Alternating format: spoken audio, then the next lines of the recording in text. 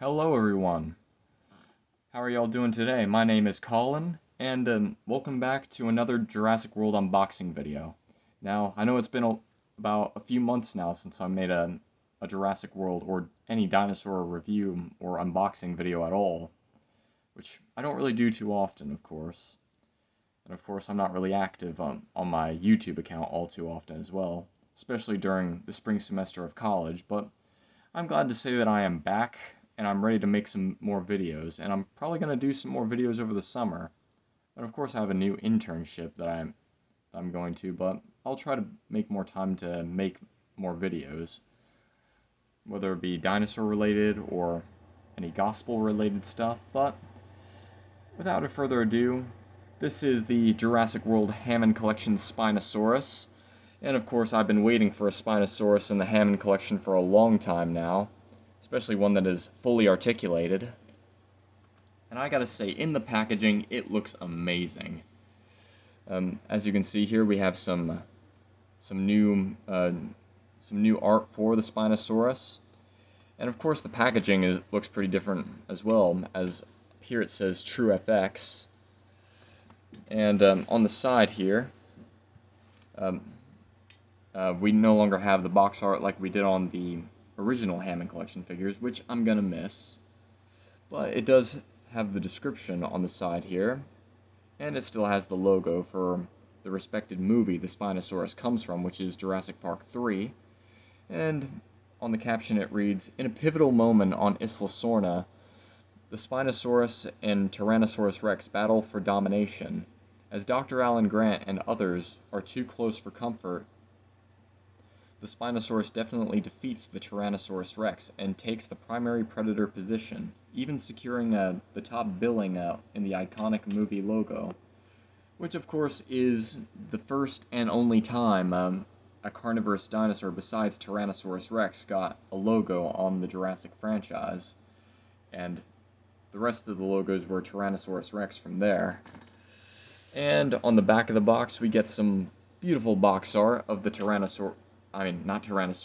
Spinosaurus, in many different poses, which also gives you a closer look at the glass eye, and the different poses that you can put the Hammond Collection Spinosaurus in, and also another caption that we just saw on the side of the box. And of course, it also reveals what True FX is. It says premium details for enhanced realism. So basically, these new Hammond collection figures are solely based on the animatronic designs or CGI designs in the original movies, of course. So basically, this is what gives the new Spinosaurus its good looks here. So without further ado, let's get this sexy beast out of the box. So here is the Spinosaurus out of the packaging in all its awesome glory. I gotta say, wow, this is an amazing figure. Mattel definitely knocked it out of the park with this Spinosaurus here. This has to be their best Spinosaurus yet right here, and probably their best Hammond collection figure yet. This is definitely ranking one of my top 3. Probably the best. Probably at the top right now is the recently reviewed Hammond Collection Allosaurus, which I'll put beside it later, and also the Giganotosaurus. And I gotta say, it is up there with those two right now. I don't know if it'll beat them or not, but let's take a look at the finer details on this figure here. Let's start with the head sculpt here, which is the best part of this figure. And as you can see here, we got that nice red and white and some splotches of brown on the face right there. And it makes it look exactly like the Spinosaurus that we see from Jurassic Park 3. And man, those brown splotches definitely give the Spinosaurus all that realistic look right there. And also look at that glass eye right there. And it seems like Mattel is definitely improving him with the glass eyes, and I like how they made it green, just like we see with the real Spinosaurus in JP3, and also giving it that cat slip pupil right there. And also, going down from the head, we see that white stripe going from the head all the way down to the back right here, and also down to the leg, just like we see in the movie. And also a nice touch that we see on the sail here, which, apart from the red and the white strips going down and up, we see some blue right here, just like we see on the Spinosaurus. I mean, it's not too noticeable, but at least that's a really nice detail that Mattel decided to pay attention to. And down to the hands right here, we see that each claw is painted and very nicely sculpted. And what I like about the hands right here is that they're made of a very flexible plastic, so they won't break. And going down to the legs here, yet again, these 3 toe claws are articulated. Legs are well sculpted, and they're smaller than some of the other Hammond collection figures. Also, but one major gripe that I have with the feet right here is that the dew claw right here isn't painted, unlike some of the other Hammond collection figures like the Allosaurus, the T-Rex, and the Giganotosaurus. That is a slight mishap that they definitely missed out on, but I digress. Also on the belly here, we do see some light brown coloration here. Not just the beige, well, just against the beige color right here, we see all that little brown right there. And of course on the belly, we see white counter shading that goes along with the beige. And down to the tail, which is a bit short, but that's okay because the Spinosaurus in that movie didn't really have a very long tail. But it's very nicely done. And I gotta say, the design features are what I would rate a 9 out of 10. 1 point off just taken for the unpainted dew claw. Now I would like to review some of the articulation of this figure here. Starting with the hands, we get nice wrist articulation. As I said before, the hands are made of a very soft plastic, which make them very flexible. And of course we have some elbow articulation and some shoulder articulation that goes outward as well. And also goes in a, I hope so, yep, it goes in a 360. And same with the other arm as well, which seems to be a bit looser than the left arm. Wait, no, that's the right arm. That's the left arm right there. Man, Colin, you're forgetting your left and your right today. Anyway, and also down here to the feet, it also has some ankle articulation, which can swivel at about 360 degrees as well. And we also have, wait, where's that the ankle? Yeah, that's the ankle, not this. That's just for the foot. That's right, reptiles have, including dinosaurs, have their ankles at very different positions than us humans do, and other mammals as well. And right here, the knee is very flexible as well. You can just bend it and also swivel it and rotate it 360 degrees as well. And at the hip here, well, this on the right leg, it's pretty, well, loose on mine, at least. And on the other leg, I think it ratchets. Does it? Maybe? Yeah, it ratchets on this one. The other leg is just very, very loose for some reason. Could just be mine, but hey, I don't really know. And also the tail. It's just like many of the other Hammond collection figures, it can articulate via a bendy wire. So you can bend it pretty far. As so. Yeah. I gotta say, Mattel has really improved with their bendy wire tails. Seems like there's some soft plastic within it, or some filling that makes it flexible. And also, right at the joint here, you can turn it from left to right and up and down or turn it 100 or 360 degrees. Sorry. And also right at the neck here, you can also ratchet, or you could bend it down and up and make it rotate 360 degrees. I don't know if I can't say the same for the head though, right here at the neck, but it can go up, down, and up. And of course the best part, the head, of course. Decided to put the best for last. So the head here, or the mouth articulation, it's a bit iffy in a way, but you can open up in a ratchet just like some of the other larger carnivores, like the T-Rex and the Giganotosaurus. The top jaw has a ratchet joint, and the bottom jaw, it can be a bit iffy. You don't want to try and, I don't know, I'm afraid I'll break my figure if I just ratchet it downward too far. You just gotta be easy with it. Yeah, it could open up, so you can open up the mouth this wide, and in here we have a articulating tongue, as you can see here, that is made of a very flexible rubber, just like some of our other larger carnivores. Okay, maybe I'm saying that a little bit too much, but hey, you know what I mean. But man, the articulation's pretty great on this figure. Oh, and also in the mouth here, I would like to touch up on the features in the mouth while we're here. So the teeth are made of a very soft plastic, so they won't break or have any chipping if they're painted, and they're made in a very nice off-white color.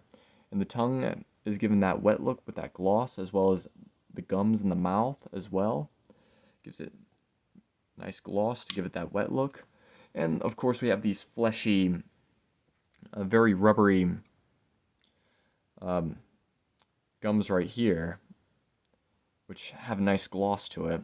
I gotta say, man, Mattel definitely knocked it out of the park with the Spinosaurus here. It's very heavily detailed and has some really great articulation. So, I gotta say, 10 out of 10 for the articulation on this figure. So the next thing we're gonna do is comparisons with other figures. So basically, the first figure I want to compare it to is the Extreme Chomping Spinosaurus. This is my very first Spinosaurus figure, and basically was my first Spinosaurus figure I had before the Hammond collection Spino. Basically the closest thing that I had to the JP3 Spino. But of course, there's a lot of flaws to this figure here. As you can see, it doesn't have a green eye, instead it has an orange eye. And the teeth are painted, not like some of the other ones that now have rubber teeth. Of course, it does have some fine details with the striping from the head to the leg right here. Although it does lack the striping on the leg and the blue on the sail here, and also the sail is also very too short on this figure, and the claws are left unpainted. I mean, it's still a pretty good figure for puppetry due to the chomping feature, but I would definitely take this figure anytime over this one. And of course, I want to compare the Spinosaurus to some human figures, or at least one of my human figures, just to get a perspective of how big this figure is. Here it is next to my Hammond Collection Alan Grant figure here. And it makes sense because Alan Grant made his second debut in Jurassic Park 3, although he wasn't in this attire when he was in JP3 though. But he did encounter the Spinosaurus on Isla Sorna in that movie. And of course, it kind of gives you a perspective of how big the Spinosaurus was in the movie. It was basically made to be a monster. And it kind of acted like a monster since it chased the whole gang across the island. Because it was treated badly by humans. So, man, imagine encountering a Spinosaurus such as this. It's probably even bigger than the Spinosaurus that we know of in modern day science. And since we have the Spinosaurus here, it also seems appropriate to compare it to another Spinosaur that I have in my collection. Here it is next to the Hammond collection Baryonyx, of course. Now, the Baryonyx was my first Hammond collection figure, and I gotta say, seeing it next to this Spinosaurus shows how far the Hammond collection has come since 2022. Man, I can't believe it's already been 3 years since the Hammond collection made its great debut, and they're still killing it with these figures. And I like that they're making non-canon figures now, like the Irritator, the Concavenator was in Fallen Kingdom, but it only appeared as like a statue. And also Spinosaurus was another one that they made as a non-canon creature. But who knows what else we're going to get from the Hammond collection, because Mattel just keeps delivering. And of course, the appearance of Baryonyx and Spinosaurus is very night and day. As you can see, the Baryonyx has these painted, or let me get the camera focused here. As you can see, the Baryonyx has these painted off-white teeth, of course, very basic, and a painted eye, which is still very cool, by the way. And it's still painted very nice, but it has these giant clown shoes for feet, as opposed to the Spinosaurus, whose feet are in scale. Next, I would like to set it next to the Hammond Collection Allosaurus, which was the previous figure to be reviewed on the channel so far. And another very awesome figure, which is very up-to-date. And as I said before, Spinosaurus is up there, probably next to Allosaurus as my top 3 favorite Hammond Collection figures of all time. And of course, yeah, it's definitely up there. And of course, the Allosaurus captures the larger scaled patterns up there with the Carnotaurus and Therizinosaurus, before the much larger carnivores such as the Spinosaurus, T-Rex, and Giganotosaurus, which I will compare next to the Spinosaurus very, very soon. It would be a crime to not compare the Hammond Collection Spino with the Hammond Collection T-Rex here. Of course, the Hammond Collection T-Rex was the first of the larger carnivore figures to be released in the Hammond Collection. It's still a really good figure, but my only gripe with it, or a couple of gripes that I have with it, is its very short tail, as you can see here, and of course the torso articulation, which is very loose, and I can barely get it to stand upright without it just sinking down. And also these huge clown shoes for feet that it has, as well as, and it's very night and day with the Spinosaurus here, which has very small in scale feet, or not very too small per se, but in scale feet. That still give it balance, of course. But I digress. This is still a really cool figure, and I can't wait to photograph it fighting the Spinosaurus, of course. And here's it next to the Giganotosaurus, just to get a perspective of 2 of the largest carnivores to ever walk planet Earth. And last but certainly not least, here's the Spinosaurus next to 2 other Hammond Collection figures, the Ceratosaurus and the Ankylosaurus, which also appeared in Jurassic Park 3. And of course, the Ceratosaurus got very limited screen time, just seeing it sniff a pile of poop before walking away from Alan Grant and the gang. And Ankylosaurus we saw very briefly too in JP3, with 2 of them walking through the forest, and also seeing them on that very beautiful river scene, with them feeding near the riverbank, with the Brachiosaurus, the Parasaurolophus, and the Stegosaurus in the distance. Man, that has to be one of my favorite scenes in Jurassic Park 3. But I gotta say, it's been a pleasure to review this figure, and I hope you enjoyed this video, and if you did, please be sure to leave a like down below. And of course, leave a comment if you want to see more videos such as this. And I don't know how often I'll make reviews, but I did get a couple of figures that I've unboxed already, but we'll still review. But anyway, peace out, I'll see you later, and may God bless you guys.